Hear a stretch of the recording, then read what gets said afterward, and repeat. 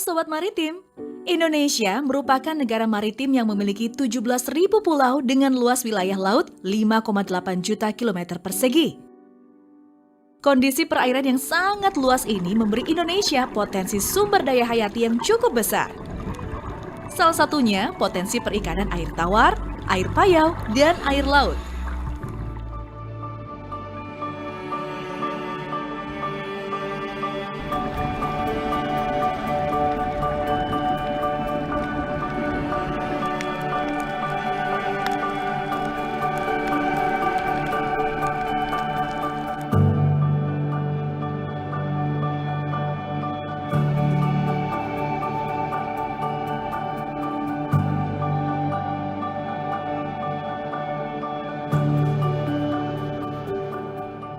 Sebagai negara tropis dengan dua musim, yaitu musim penghujan dan musim kemarau, ternyata membawa pengaruh pada banyaknya macam biota laut yang dimiliki Indonesia.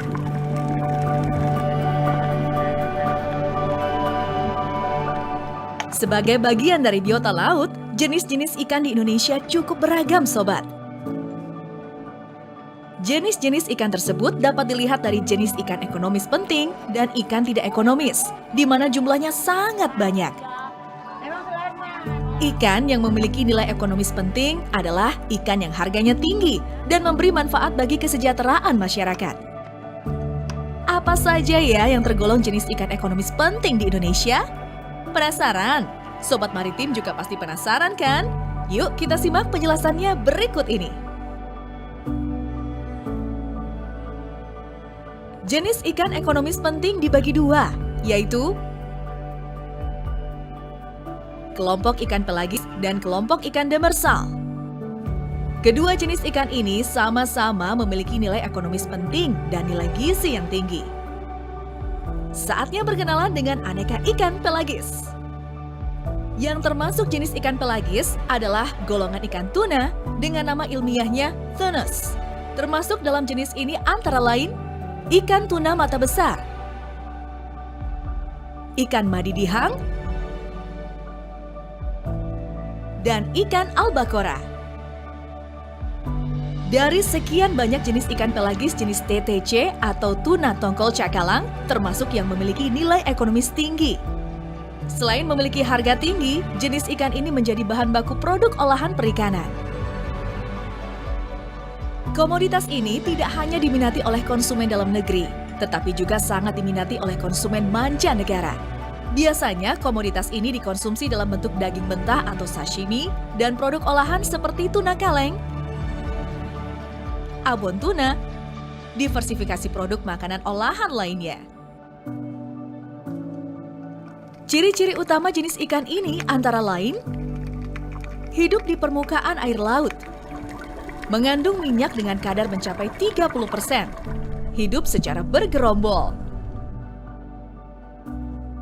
Nah, kalau ikan-ikan yang berikut ini banyak digemari masyarakat, sobat. Karena harganya terjangkau, rasanya enak dan bernilai gizi tinggi. Ikan-ikan ini dapat diperoleh dengan mudah di pasar, baik di pasar tradisional maupun di pasar modern. Kalian pasti pernah kan menjumpai dan makan ikan-ikan ini?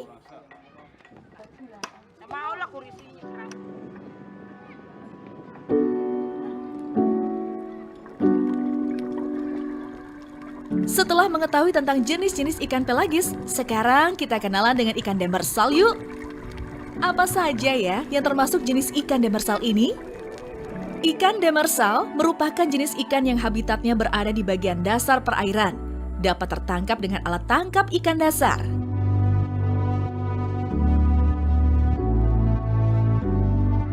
Yang termasuk alat tangkap ikan dasar contohnya adalah troll dasar atau bottom troll, jaring insang dasar atau bottom gill net, rawai dasar atau bottom long line, bubu, dan lain sebagainya. Ikan demersal ini selain memiliki nilai ekonomis tinggi, juga memiliki nilai gizi yang tinggi dan mudah dijumpai di pasar, baik pasar tradisional maupun pasar modern. Ada banyak jenis ikan demersal loh, sobat. Jenis ikan demersal tersebut antara lain kakap merah,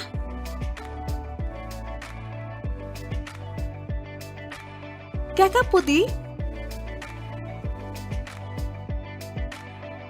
kerapu, bawang hitam, bawal putih. Ikan demersal ada yang hidup di perairan karang dan ada juga yang hidup di substrat pasir. Contoh lain dari jenis ikan demersal adalah ikan ekor kuning, ikan sebelah, ikan kuro, ikan pari,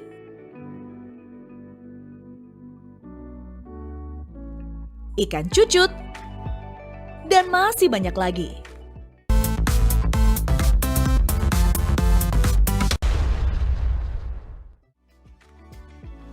Indonesia memiliki potensi perikanan laut yang luar biasa.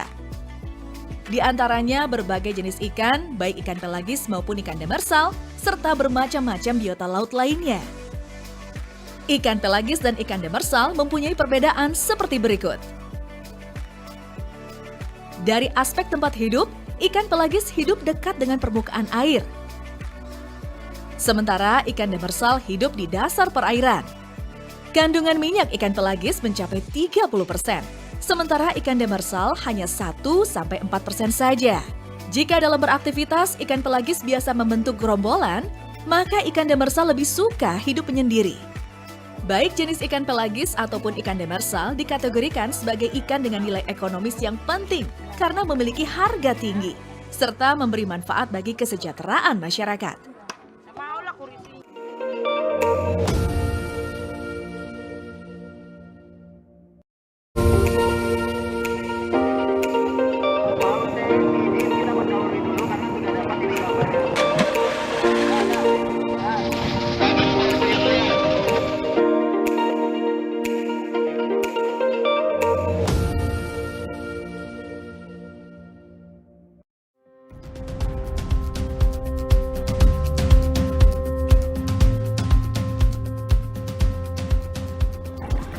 Indonesia memiliki potensi perikanan laut yang luar biasa.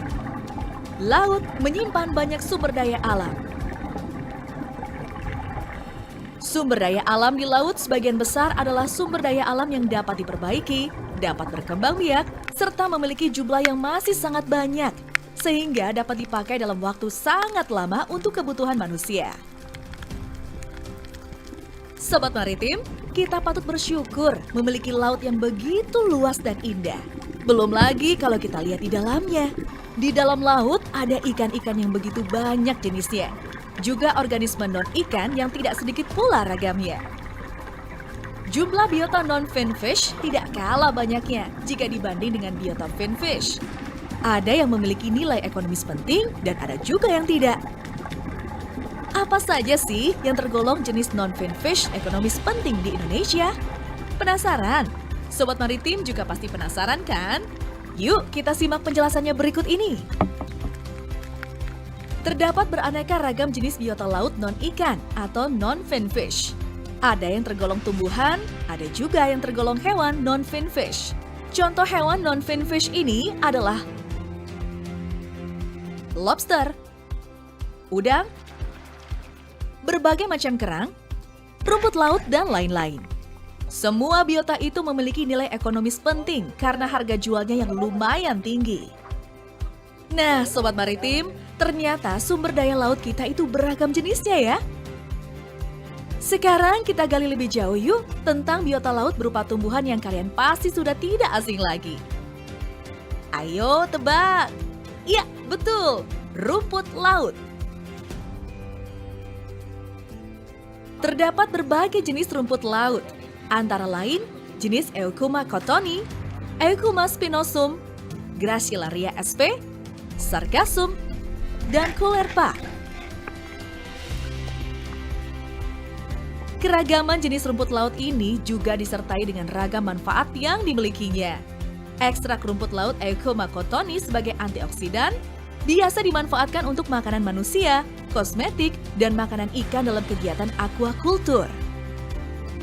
Sementara rumput laut Gracilaria sp memiliki manfaat sebagai bahan baku yang mengarah ke industri modern, baik di bidang pangan maupun non-pangan. Di bidang pangan, Pemanfaatan Gracilaria dapat digunakan sebagai sumber serat pangan, penjernih pada berbagai industri minuman, bahan pengental, dan penstabil dairy product.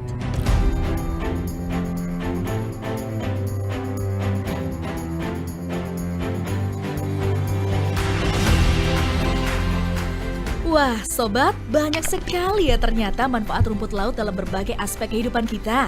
Jadi nggak salah kalau orang-orang sangat suka mengkonsumsi rumput laut. Tapi tunggu dulu sobat, masih ada jenis rumput laut lain yang juga kaya manfaat loh. Kita simak kembali penjelasannya ya. Rumput laut sargassum bermanfaat sebagai sumber gizi. Karena rumput laut memiliki kandungan karbohidrat atau gula atau vegetable gum, protein, sedikit lemak, dan abu yang sebagian besar merupakan senyawa garam, natrium, dan kalium. Selanjutnya ada rumput laut Caulerpa yang mengandung protein, karbohidrat, sumber serat, sumber mikromineral, ferrum, kalium, kalsium, asam lemak, dan sumber vitamin yang bermanfaat bagi tubuh manusia. Sobat Maritim, siapa yang pernah menyelam? Wah, asik sekali ya bisa menyaksikan keindahan dalam laut kita secara langsung. Salah satu keindahan dalam laut kita adalah terumbu karang. Sobat pasti sudah sering mendengar dan melihat di beberapa tayangan, ya kan? Semua biota laut non-finfish seperti kekerangan, teripang, kuda laut, udang, dan lobster memiliki manfaat dan nilai ekonomis penting loh Sobat Maritim. Selain untuk wisata bawah air, terumbu karang juga dapat dimanfaatkan untuk farmasi. Kerang mutiara biasa dijumpai untuk perhiasan. Teripang atau timun laut bisa digunakan untuk bahan baku obat dan industri olahan lain. Nah, udang dan lobster sudah tidak asing kan? Manfaatnya banyak sekali. Salah satunya untuk konsumsi. Harganya cukup mahal loh Sobat Maritim. Sobat Maritim, banyak sekali ya hasil komoditas laut non-finfish ini. Semua memiliki nilai ekonomis tinggi dan merupakan komoditas ekspor. Potensi ekonomi ini membawa manfaat bagi kesejahteraan masyarakat.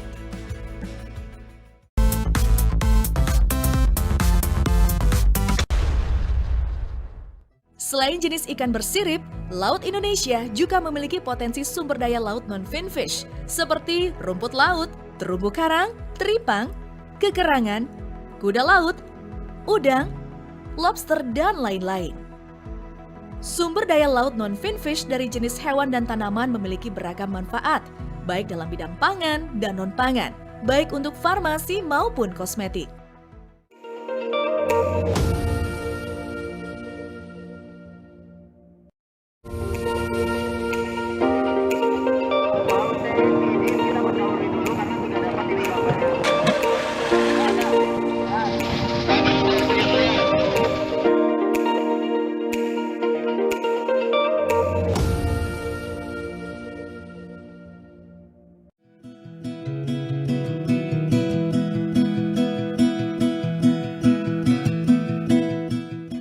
Sobat Maritim, kalau bicara tentang sumber daya ikan di laut, Indonesia memang sangat kaya. Banyak sekali macam-macam ikan yang ada di laut kita. Namun dari sekian banyak ikan, ternyata baru sedikit yang dibudidayakan atau istilahnya didomestikasi. Apa saja finfish yang bisa dibudidayakan atau didomestikasi? Yuk kita simak penjelasan berikut ini. Domestikasi adalah pengadopsian tumbuhan dan hewan dari kehidupan liar ke dalam lingkungan kehidupan sehari-hari manusia.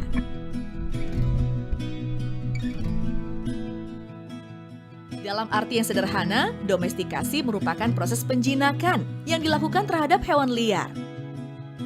Jenis-jenis finfish yang sudah dapat didomestikasi antara lain jenis-jenis kerapu, kakap putih, kakap mata kucing yang dapat dibudidayakan dan aktivitas di tempat budidayanya.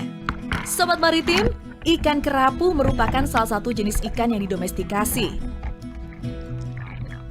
Kerapu merupakan jenis ikan demersal yang hidup di perairan karang, di antara celah-celah karang atau di dalam gua di dasar perairan. Ikan karnivora yang tergolong kurang aktif ini relatif mudah dibudidayakan karena mempunyai daya adaptasi yang tinggi. Macam-macam kerapu yang sudah didomestikasi antara lain kerapu bebek, kerapu lumpur, kerapu macan, kerapu batik, dan kerapu sunuk. Permintaan pasar terhadap ikan kerapu ini terus meningkat, sehingga usaha budidaya merupakan salah satu peluang usaha yang sangat terbuka luas. Ikan kerapu merupakan jenis ikan yang memiliki nilai ekonomi sangat tinggi dan ekspor, terutama ke Hong Kong, Jepang, Singapura, dan Cina. Contoh lain jenis ikan yang didomestikasi adalah ikan kakap. Ikan kakap merupakan salah satu ikan karnivora yang memangsa makhluk hidup lebih kecil lainnya. Oleh karena itu, pemberian makan ikan kakap dapat dilakukan dengan memberikan ikan rucah atau ikan teri. Ikan kakap memiliki ketahanan dalam mencerna protein dalam jumlah besar dibandingkan ikan lainnya. Ikan kakap merah mempunyai nilai ekonomis yang cukup tinggi karena banyak diminati konsumen, baik sebagai ikan hias dengan ukuran 5-10 cm maupun sebagai ikan konsumsi dengan bobot lebih dari 500 gram, sehingga potensial untuk dibudidayakan. Selain kerapu dan kakap, masih banyak jenis ikan lainnya loh, seperti ikan nemo, bandeng, baronang, tuna, dan Napoleon. Hayo, siapa yang kenal dengan ikan Napoleon? Mungkin banyak orang yang tidak tahu dengan jenis ikan satu ini. Ikan Napoleon adalah salah satu ikan konsumsi air laut yang banyak dicari karena memiliki rasa daging yang enak. Harga ikan Napoleon pun sangat mahal dibandingkan dengan ikan konsumsi air laut lainnya. Sekarang kita menuju ke Keramba Jaring Apung yuk. Di sana tempat budidaya ikan laut seperti kerapu, tuna tongkol, dan lain-lain. Apa saja ya Sobat Maritim jenis ikan-ikan laut yang dibudidayakan di sana? Kita simak bersama penjelasannya. Budidaya keramba jaring apung merupakan cara budidaya yang dapat dilakukan di laut, sungai, ataupun di danau. Dengan keadaan air yang cukup tinggi dengan kualitas air yang cukup memadai untuk melakukan budidaya, keramba menjadi pilihan yang bagus untuk melakukan budidaya. Di keramba jaring apung yang merupakan tempat budidaya ikan, akan dapat kita lihat kegiatan-kegiatan budidaya. Antara lain, penebaran benih ikan, pemberian pakan ikan, sampai pemanenan ikan hasil pembesaran. Sobat Maritim, walaupun laut Indonesia kaya, namun ikan-ikan ekonomis penting tidak selamanya tersedia melimpah di laut. Harganya yang tinggi, rasanya yang enak, serta bernilai gizi tinggi menjadikan ikan-ikan ini akan terus dicari dan dikonsumsi. Oleh karena itu, perlu dicari upaya alternatif keberlangsungan stok ikan Sobat Maritim. Salah satunya dengan kegiatan budidaya melalui proses domestikasi.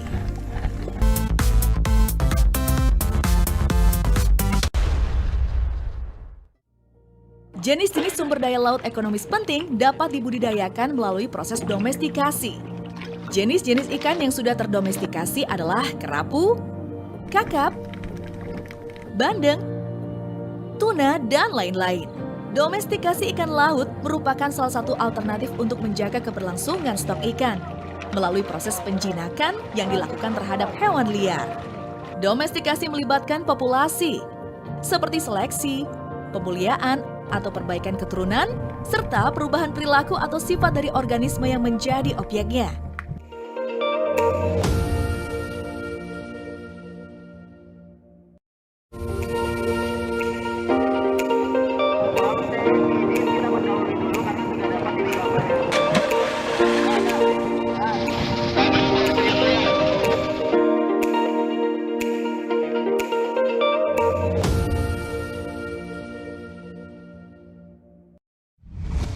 Halo Sobat Maritim, dari sekian banyak sumber daya non-ikan, apa saja ya yang sudah bisa dibudidayakan atau didomestikasi? Sama halnya dengan sumber daya ikan, sumber daya non-ikan yang kita miliki ternyata baru sedikit yang dapat dibudidayakan. Misalnya seperti udang, kerang mutiara, dan rumput laut. Wah, seperti apa ya budidaya sumber daya non-ikan itu? Supaya lebih jelas, yuk simak penjelasan berikut ini.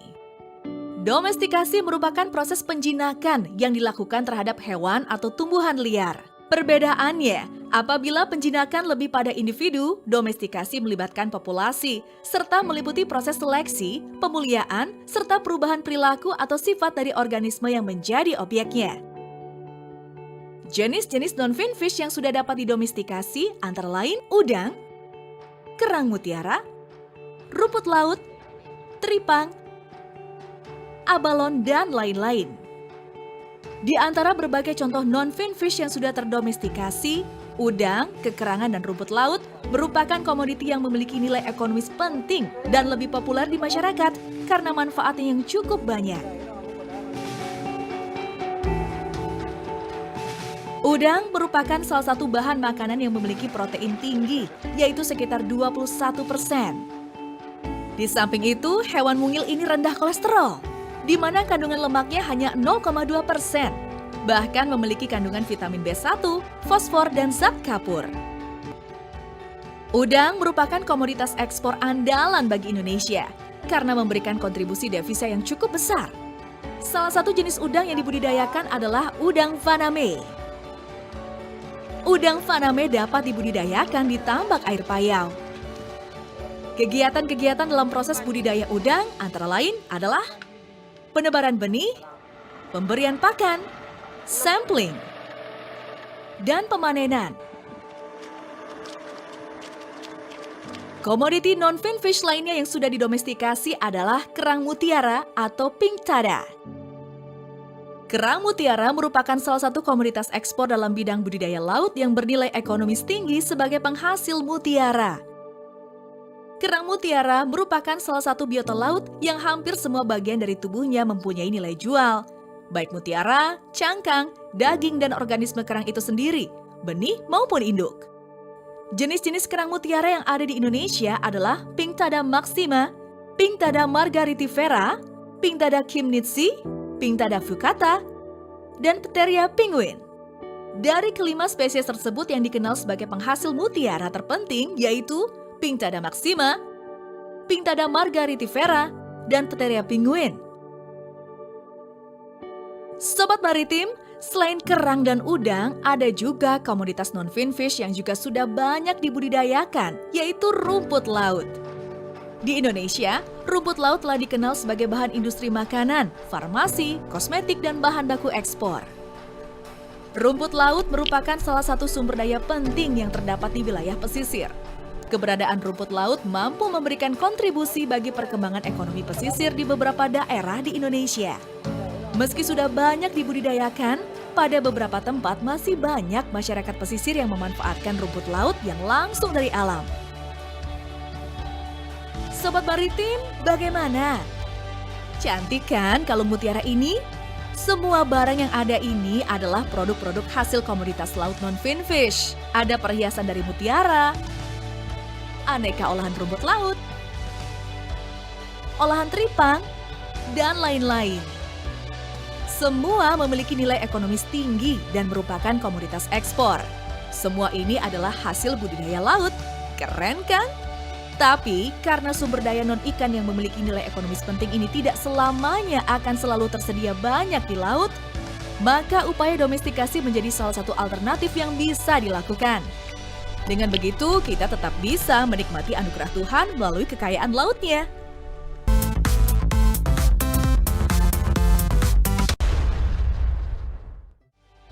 Jenis-jenis sumber daya laut kategori non-finfish yang bernilai ekonomis penting sudah dapat didomestikasi. Baik kelompok plant aquatic seperti rumput laut dan kelompok animal aquatic seperti udang, bandeng, kerapu, kerang mutiara, terumbu karang, dan lain-lain. Semua komoditi akan tetap eksis selama upaya membudidayakannya dilakukan dengan baik dan tetap memperhatikan kelestarian alam dan lingkungan.